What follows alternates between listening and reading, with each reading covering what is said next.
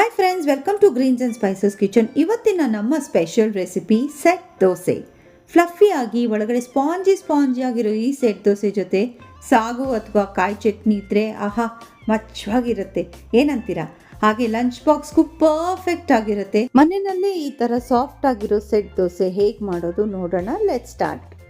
Friends, ಈಗ measurements ಕರೆಕ್ಟಾಗಿ ನೋಡ್ಕೊಳ್ಳಿ, ಯಾಕಂದರೆ ತಪ್ಪಾದರೆ ಸೆಟ್ ದೋಸೆ ಸಾಫ್ಟಾಗಿ ಬರೋದಿಲ್ಲ. 5 ಗ್ಲಾಸ್ ಅಷ್ಟು ನಾನು ರೇಷನ್ ಅಕ್ಕಿನೇ ಹಾಕ್ಕೊಂಡಿದ್ದೀನಿ, ಯಾಕಂದರೆ ಅದೇ ನಮಗೆ ರುಚಿ ಕೊಡೋದು. ಹಾಗೆ 2 ಗ್ಲಾಸ್ ಅಷ್ಟು ಅವಲಕ್ಕಿ ತುಂಬ ಇಂಪಾರ್ಟೆಂಟ್, ಯಾಕಂದರೆ ಸ್ಪಾಂಜಿನೆಸ್ಗೋಸ್ಕರ ನಾವು ಅವಲಕ್ಕಿ ಹಾಕ್ತೀವಿ.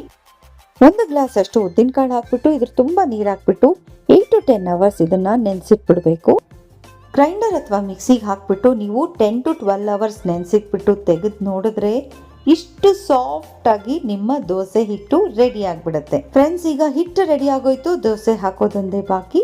ಈಗ ನಾವು ಒಂದು ಬೌಲಲ್ಲಿ ಒಂದು ಸ್ವಲ್ಪ ಹಿಟ್ಟು ಹಾಕ್ಕೊಂಡು 1 ಸ್ಪೂನ್ ಅಷ್ಟು ಉಪ್ಪು ಹಾಕ್ಕೊಂಡು ಸ್ವಲ್ಪ ನೀರು ಹಾಕಿ ಗಟ್ಟಿಯಾಗಿ ಕಲಿಸ್ಕೋಬೇಕು. ಇದು ನೀರು ಆಗಬಾರ್ದು, ಯಾವುದೇ ಕಾರಣಕ್ಕೂ ನೀರು ಆಗಬಾರ್ದು. ಓಕೆ ಫ್ರೆಂಡ್ಸ್, ಈಗ ಹಿಟ್ಟು ರೆಡಿ ಆಗೋಯ್ತು. ದೋಸೆ ಯಾವ ಥರ ಹಾಕೋದು ಅಂತ ನೋಡ್ಬಿಡೋಣ.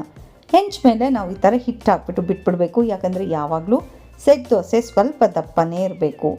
ಈಗ 1 ಸ್ಪೂನ್ ಅಷ್ಟು ಆಯಿಲ್ ಹಾಕಿಬಿಟ್ಟು ನಾವು ಇದನ್ನು ಬಿಟ್ಬಿಡಬೇಕು. ನೋಡಿ, ಎಲ್ಲರ ಮನೆ ದೋಸೆ ತೂತು ಅನ್ನೋ ಥರ ನಮ್ಮ ದೋಸೆನೂ ತೂತೊಡಿತು. ಈಗ ಕ್ಲೋಸ್ ಮಾಡಬೇಕು ಒಂದು 15 ಸೆಕೆಂಡ್ಸ್ ಅಷ್ಟು. ಅದಾದಮೇಲೆ ತಿರುಗಿಸಿದ್ರೆ ನೋಡಿ ಯಾವ ಕಲರಲ್ಲಿ ಬಂದಿದೆ ನಮ್ಮ ಸೆಟ್ ದೋಸೆ.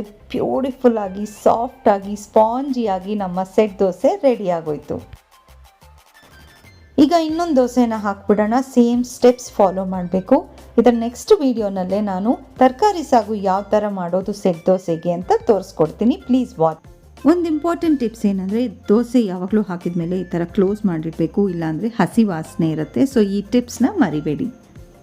ಸೆಟ್ ದೋಸೆ ತಿನ್ನೋಕ್ಕೆ ಒಂಥರ ಮಜಾ ಅಲ್ವಾ? ಯಾಕಂದರೆ ಸೈಡಲ್ಲೆಲ್ಲ ಕ್ರಿಸ್ಪಿಯಾಗಿರುತ್ತೆ, ಸೆಂಟರಲ್ಲಿ ಸಾಫ್ಟಾಗಿರುತ್ತೆ, ಸಖತ್ ಮಜವಾಗಿರುತ್ತೆ ತಿನ್ನೋದಕ್ಕೆ. ನೀವು ಮನೇಲಿ ಟ್ರೈ ಮಾಡಿ, ಹೇಗಿದೆ ಅಂತ ಕಮೆಂಟ್ ಮಾಡಿ. ನಿಮಗೇನಾದರೂ ಈ ವಿಡಿಯೋ ಇಷ್ಟ ಆಗಿದ್ರೆ ಪ್ಲೀಸ್ ಲೈಕ್ ಮಾಡಿ, ಶೇರ್ ಮಾಡಿ, ಸಬ್ಸ್ಕ್ರೈಬ್ ಮಾಡಿ. Thank you so much.